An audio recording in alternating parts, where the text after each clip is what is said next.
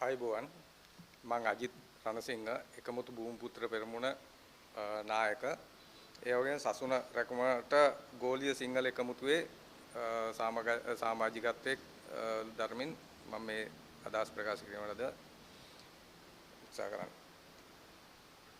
තව දින දෙකකින් උතුරේ සිට කොළඹට පාගමනක් සහ රථ පෙරපාලයක් අපි සංවිධානය කරලා තියෙනවා. උතුරේ සිංහල ජනතාවගේ ප්‍රශ්න කොළඹට සම්ප්‍රේෂණය කරන. දැන් මේ තාක්කල් අපි බැලුවාම 48 ඉඳන් අද දක්වාමත් යුද්ධය ඉවර වෙලා යුද්ධෙන් පස්සෙත් උතුරේ ජීවත් වෙන ජනතාවගේ ප්‍රශ්න ගණනාවක් තියෙනවා.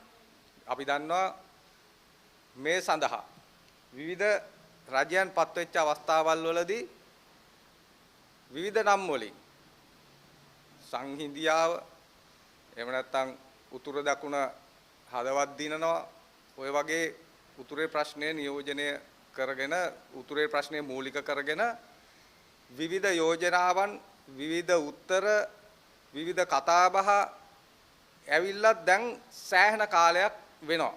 ඇත්තටම උතුරේ ප්‍රශ්නයක් තියනවාද කියලා ඇහුවොත් ඔව් උතුරේ ප්‍රශ්නයක් තියෙනවා. මොකද්ද උතුරේ ප්‍රශ්නය කියලා ඇහුවොත් තාම හරියකට මේ කිසිම ආණ්ඩුවකට කියාගන්න බෑ මොකද්ද උතුරේ තියෙන ප්‍රශ්නේ කියලා. මේ උතුරේ ප්‍රශ්නය තනිකර උතුරෙන් විතරක්වත් මේ රටෙන් විතරක්වත් එළියට ආපු ප්‍රශ්නයක් නෙමෙයි මේක ගෝලීය ප්‍රශ්නයක කොටසක් විදිහට තමයි මේ උතුරේ ප්‍රශ්නය කියන එක අපි හඳුනගන්නේ මේ වෙනකොට.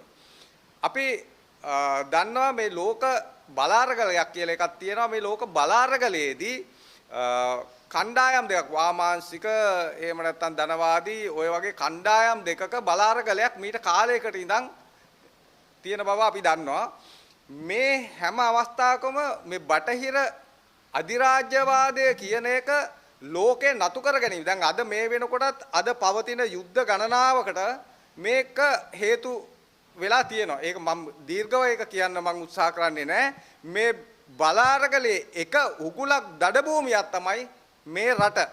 මේගොල්ලන්ට අවශ්‍යතාවය තියෙනවා. ওই බටහිර අධිරාජ්‍යයට අවශ්‍යතාවය තියෙනවා. මේක වාමාංශික භූමියකට හිමි නොවෙන්න වාමාංශික රටකට රුසියාව චීනය වගේ ධනවාදයේ විරුද්ධවාදීන්ට නතු නොවෙන්න රැකබලා ගන්න අපේ රට නතු කරගෙන අධිරාජ්‍යවාදයට කියන්නේ නව යටත් විජිතවාදී උගුලක් තමයි අපේ රට මේ වෙනකොට පත් වෙලා තියෙන ඒගොල්ලන්ගේ දඩ භූමියක් වෙලා තියෙනවා මේ දෙගොල්ලකගේ තුන්ගොල්ලකගේ. ඒකට හේතුව තමයි අපේ රට පිටිපස්සෙන් යන වෙළඳ මුහුදු සේද මාවත කියන එකේ අධිපතිත්වය දරන්නේ මේ අධිරාජ්‍යවාදී ධනවාදී කණ්ඩායම් රටවල් ගණනායකකින් හැදිලා තියෙන කණ්ඩායමක් මත.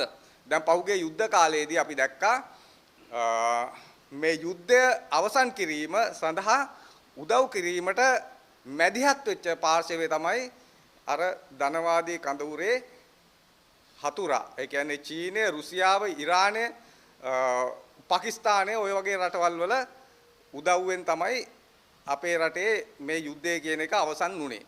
මෙන්න මේ කාරණේ හේතු කරගෙන මේකේ රිජීම් චේන්ජ් එක ධනවාදයට උවමනා විදියට පවත්වාගෙන යාමට සහ ධනවාදී කඳවුරේ ඉන්දියාව මේ රටේ පළපදියම් කරලා ඉන්දියාවේ ගොදුරක් බවට එහෙම නැත්නම් ඉන්දියාවේ ප්‍රාන්තයක් බවට පත් කිරීමේ උවමනාව විසින් තමයි අද මේ රටේ ওই ජාතිවාදී ප්‍රශ්නය එහෙම නැත්නම් උතුරේ ප්‍රශ්නය එහෙම නැත්නම් ඔයගේ බෙදුම් වාදය කියන එක පවත්වාගෙන යන්නේ.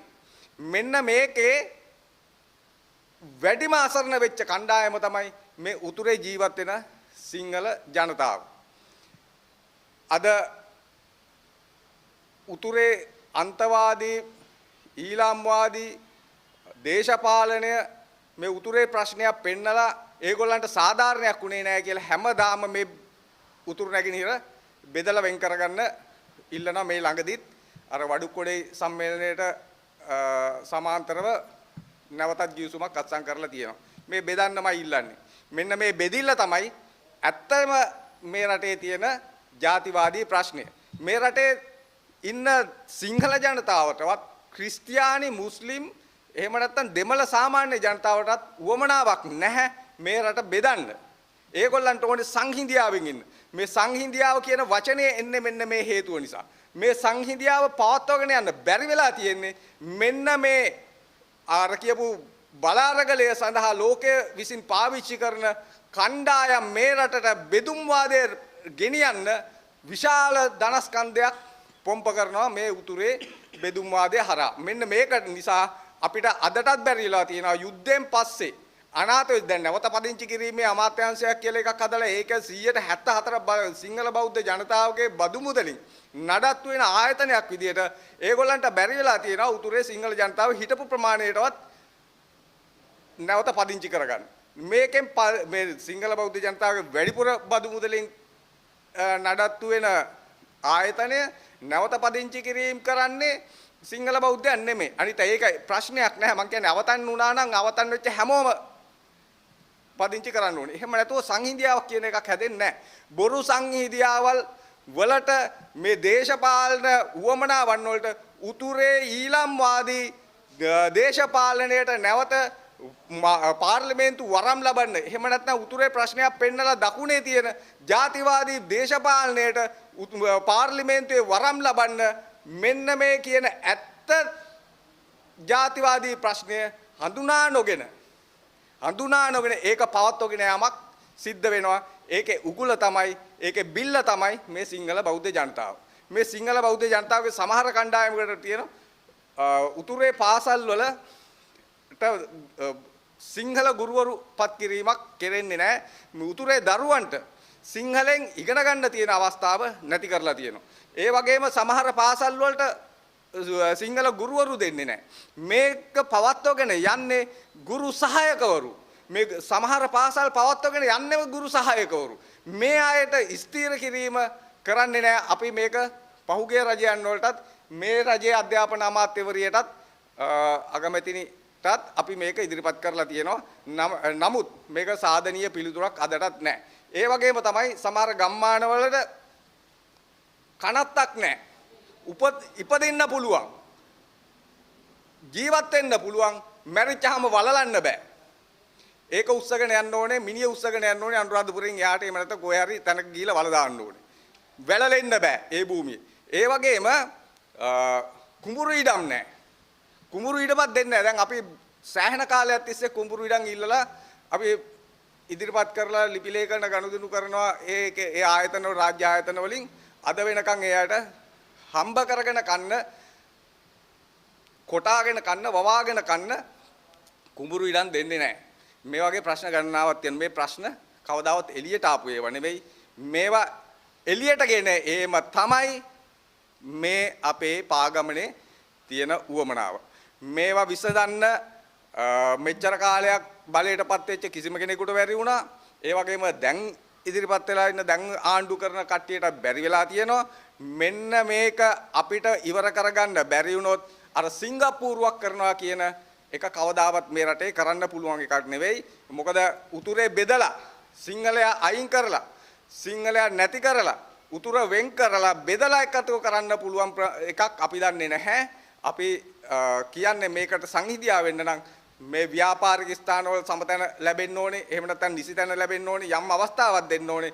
උතුරේ හිටපු ව්‍යාපාරිකයන් සිංහල ව්‍යාපාරිකයන් එක්ක උතුරේ ව්‍යාපාරිකයන් එකතු වෙන්න ඕනේ. උතුරේ හිටපු ජනතාව එක්ක නැවත උතුරේ ජනතාව සම්බන්ධ වෙන්න ඕනේ.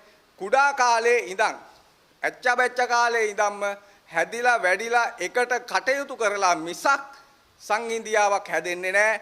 බෙදලා වෙන් කරලා උතුර වෙන් කරනවා සිංහල ගම්මාන දෙමළ ගම්මාන මුස්ලිම් ගම්මාන ඒ විදියට බෙදනවා සිංහල දෙමළ මුස්ලිම් පාසල් විදියට බෙදනවා හැම අතින්ම බෙදලා ඉවරලා එකතු වෙන් කිව්වට කිසි දවසක එකතු වෙන්නේ නැහැ. ඇත්ත සංහිඳියාවක් අවශ්‍ය නම් මේ කට්ටිය එකතු වෙන්න ඕනේ. එකට ජීවත් වෙන්න ඕනේ. එකට හැසිරෙන්න ඕනේ. ඒ හැසිරීම හදන තාක්කල් මේ උතුරේ ප්‍රශ්නය කියන එක විසඳන්න බෑ. ලෝකයේ තියෙන අනිත් රටවල් වලට උවමනා විදිහට අපේ රට බිලිගන්න තෝතැන්න හදන්නේ අපේ රටේ ආණ්ඩුමයි. මෙන්න මේ ප්‍රශ්නය ඇත්ත ප්‍රශ්නය තේරුම් නොගෙන කරන දේශපාලන උවමනා වෙනුවෙන් භාවිතා කිරීමේදී මේ දේශපාලන භාවිතාවල් වලට ගිහිල්ලා අපි අවුරුදු 30ක් යුද්ධ කරලා ලක්ෂ ගණනක් මැරලා ඇති ඩොලර් කෝටි ගණන් බිලියන ගණන් ට්‍රිලියන ගණන් විනාශ වෙලා ඇති ඒකේ වන්දිය තමයි අපි අද මේ ගෙවන්නේ හිඟන ජීවිතය මේ ප්‍රශ්නේ නැවත එකම විදියට පවත්වාගෙන යෑමෙන් සිද්ධ වෙන්නේ නැවත ඒ වගේ කාලයකදී යම්කිසි යුද්ධයක් හරි ඒ වගේ ධන විනාශයක් වෙලා හිඟන තත්ත්වෙම ජීවත් වෙන්න තමයි සිද්ධ වෙන්නේ මේක ඇත්තටම ඉවර කරගන්න බැරි වුණොත් ඇත්තටම ඉවර කරන්න ඕන නම් අවශ්‍යතාවයක් තියෙනවා නම් ඇත්ත ප්‍රශ්නේ තේරුම් ගන්න ආණ්ඩු ඇත්ත ප්‍රශ්නයට මුහුණ දෙන්න ඇත්ත ප්‍රශ්නය විසඳන්න මේ කට්ටිය තීරණය කරන්න සිද්ධ වෙනවා අන්න ඒ ප්‍රශ්නේ අපි සමාජගත කිරීම තමයි මේ පාගම සහ රටපෙළපාලියෙන් අපි කරන්න උත්සාහ කරන්නේ නොඑක් ප්‍රශ්න ගණනාවක් තියෙනවා ආර්ථික ප්‍රශ්න ගණනාවක් තියෙනවා ඒ වගේම තෙල් ප්‍රශ්නයක් ඇවිල්ලා තියෙනවා ඒ වගේම විවිධ හේතුන් මත බෙදිලා වෙලා ඉන්න කණ්ඩායම් ඇති මේ ප්‍රශ්නය විසඳන්න ඕනේ කියලා හිතනවා නම් මම කියන්නේ සියලු ભેද දුරලා ආර්ථික අමාරුකම් තියෙන විවිධ තෙල් වගේ තියෙන ප්‍රශ්න අමතක කරලා මේකට Tamanට පුළුවන් උපරිම සහයෝගය බැරි නම් අවම සහයෝගය හරි ලබා දෙන්න කියන එක මම ඉල්ලමින් මම මගේ වචන ස්වල්පය මෙතනින් අවසන් කරනවා